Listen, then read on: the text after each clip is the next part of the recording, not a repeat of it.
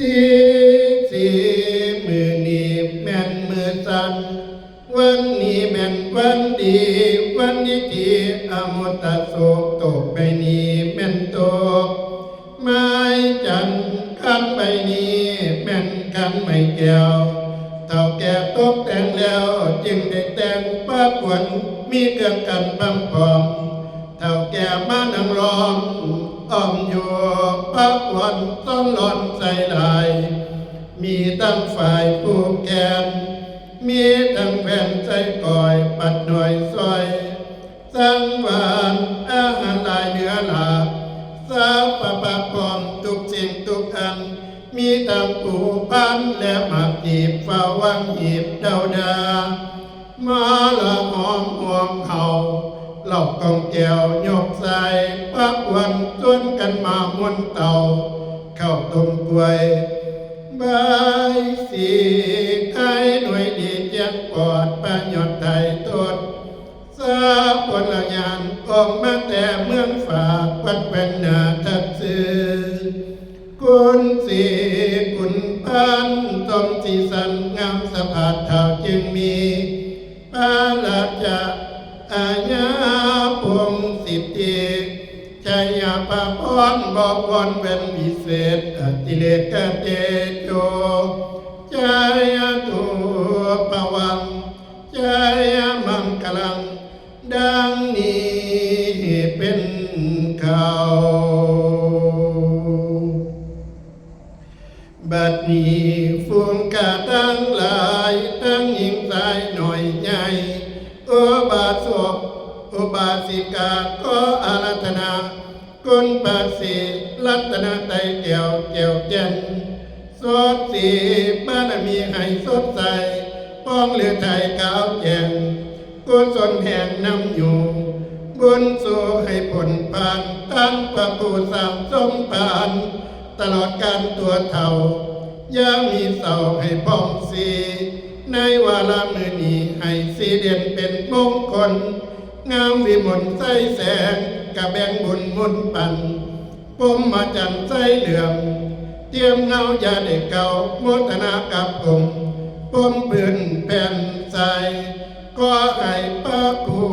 ดุหลับใดสมดังปณิธานสั่งสมพันหรือซาเลือดังจนงามวิมลใสเหลื่อมเตรียมปะจันวันเป็นสองใจห้องเจิดจาป้าเหลื่อมทรงเสียบารมีให้ย้อนยิงเนื้อสิ่งปุ่นปานเจ้าปัจจาเจ้ากันสาเหลือพระคุณท่านให้โสพลงามลำกุศลนำให้ลำเลือนวาสนาให้แล่นขึ้นป้านนำแจงนองให้ญาติโยมและ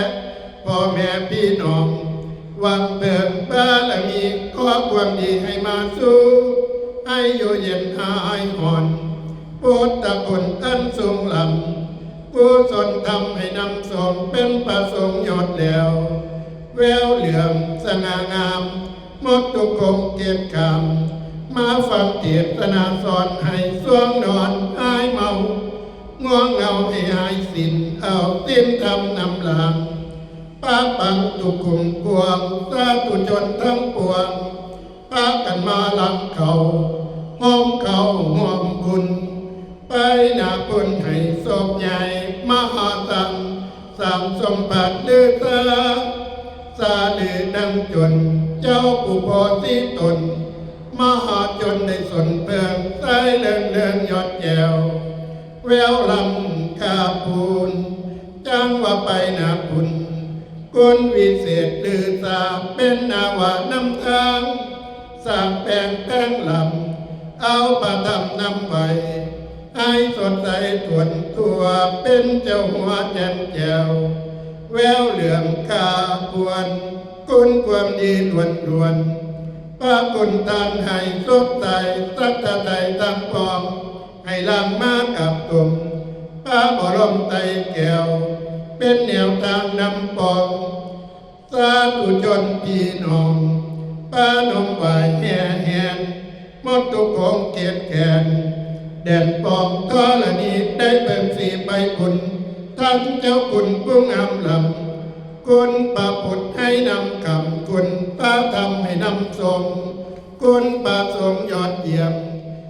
ให้เตรียมขางอย่าห่างคิงสิ่งศักดิ์สิทธิ์ฤทธิ์ยอดยิ่งให้ลิงลำและเหลียวให้ได้เที่ยวนาวาแผ่พระนำตุ่มเทวดานำหุ่มปกคุมตุ่มกอมบารมีแวดล้อมให้นำคุมยมุนมองมือนี้ญาติพี่น้องได้จัดแต่งพระควรเห็นสมควรเรียกขันควรเอินมือนี้ญาติกาพากันมาพร้อมแล้วเสียงแซวเตรียมห้องโอเอินเอาคนตอนไทย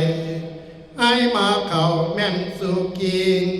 เจ้าอย่ามิดอิงติ่งยามควรมาให้เจ้าเตือนให้เจ้าเสื่นปอบอย่ารอสาอยู่นานว่ามาดูคนเอ่ยควรจะไปมุดน้ำสาใหญ่จิ้นป่าก็ให้มาสามือนี้วันนี้ควรจะไปอยู่นากินข้าวก็ให้มาสามือนี้วันนี้ว่ามาดูคนเอ่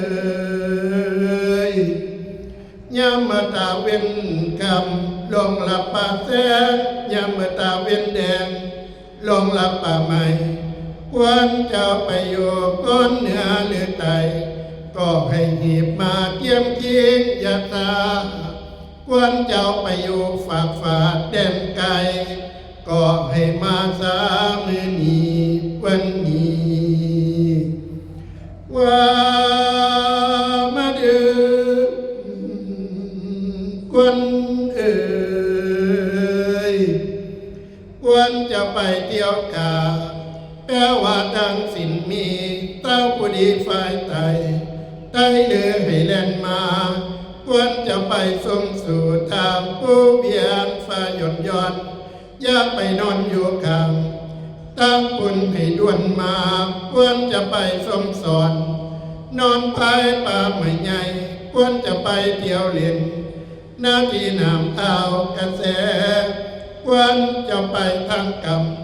ป้าหนุ่มเป็นกระเม็นตำจะไปนำหมูแมวเที่ยวบุญให้เต้ามาว่ามาดูคนเอ่ยควรเจ้าจงมาอยู่ในอารามควรเจ้าจงมางามในศีลธรรมองค์อาจอย่าได้ขาดเกียรติอย่าได้มีมองมนอย่าได้คนเพ่พังให้เจ้าฟังเป็นแกนให้เจ้าเน่นดังศิลาแหลมให้เจ้าแกนดังหินแสนก่อนอย่าได้ย่อนท่อนเป็นดังเข้าปัสสุเมนบ่เงียงให้เจ้าเทียงดังตาสิงให้เจ้าอิงพระพุทธอย่าได้สุดเอ็นเอียงให้เจ้าสูงเพียงฝ่าให้เจ้างามตัวลาดแดนไกลไปทางใดมีผู้แห่ให้เป็นแก่ในศาสนาว่ามาดูคนเอ่ยให้สมปรารถนาในคำสอนพระพุทธเจ้าทุกคำเศร้าปิดกาจารอย่าหันเหตุสินออกกิเลสหลอกหนีหายสมความหมายทุกอย่างอย่าได้ห้ามปากวินัยจงสดใสในธรรมเลิศจงประเสริฐในศาสนาก็จงให้อุดมด้วยจะตัวละเปียตาพ้นใจตั้งสี่ประการคืออายุวันนาสุขะภาละอโลกาอันตวนหาปฏิปัติอันตวนหกอธิปไตยอันตวนเจ็ดจงเสด็จลงมารักษา ยังคันธาสันดานแห่งเจ้าตัดตัวเท่าเข้าสู่ปานิรพันธ์ทุกตนทุกตนทุกองค์ทุกองค์ก่อขาดเชิญสัพพพุทธานุภาเวนะสัพพธัมมานุภาเวนะ